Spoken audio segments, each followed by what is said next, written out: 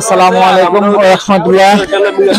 দেখতেছেন যে কি পরিমাণ পানি ফেনীর একবারে ভিতরে গ্রাম সাইডে যেটা, তো পানিগুলো একটু দেখেন আপনারা। পানিগুলো দেখলে বুঝতে পারবেন যে এখানে এত দূরে বাসার মানুষ কিভাবে, এত দূর থেকে বাসার থেকে মানুষ কিভাবে বের হয়ে আনবে, এটা বলা সম্ভব না কখনো। কারণ আপনারা যারা ত্রাণ নিয়ে আসেন তারা মেইন রোডে না দিয়ে, মেইন রোড থেকে একটা মেইন রোডে না দিয়ে একটু ভিতরে ঢোকার চেষ্টা করবেন, কারণ মেইন রোডে সবাই দিয়ে চলে যায়, এটা হচ্ছে ভুল।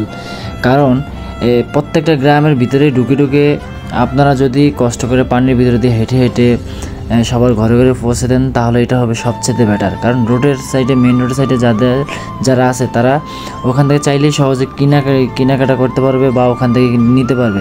কিন্তু আপনারা কষ্ট করে একটা নৌকাতে বা একটা দেখা যায় কলা গাছের, এটা কি বলে, বেউরা বলে না কি বলে, এগুলোতে করে যদি ত্রাণগুলো উঠিয়ে নিয়ে তারপরে আপনারা একটু কষ্ট করে প্রত্যেকটা ঘরে ঘরে যান, খোঁজখবর নিয়ে দেখেন। এই যে দেখতে পাচ্ছেন এখানে এত পরিমাণ পানি, আমাদের মাজা পরিমাণ, কোমর পরিমাণ হয়ে গেছে। তা আমরা স্বেচ্ছাসেবক ভাইয়েরা আমাদের সর্বোচ্চ চেষ্টা দিয়ে আমরা চেষ্টা করতেছি প্রত্যেকটা মানুষের ঘরে ঘরে দিয়ে আসার জন্য। আমরা মেন রোড রেখে আসছি আরও প্রায় আপনার 2 কিলোমিটার 3 কিলোমিটার দূরে। তো আমরা ওখান 2 কিলোমিটার 3 কিলোমিটার মেন রোড দূর থেকে এখানে ভিতরে ঢুকে আমরা মানুষের ঘরে ঘরে দিয়ে আসার চেষ্টা করতেছি। কারণ এই মানুষগুলো কখনোই মেন রোডে যেতে পারবে না এবং কখনোই তারা এই মেন রোডেতে গিয়ে আনতে পারবে না।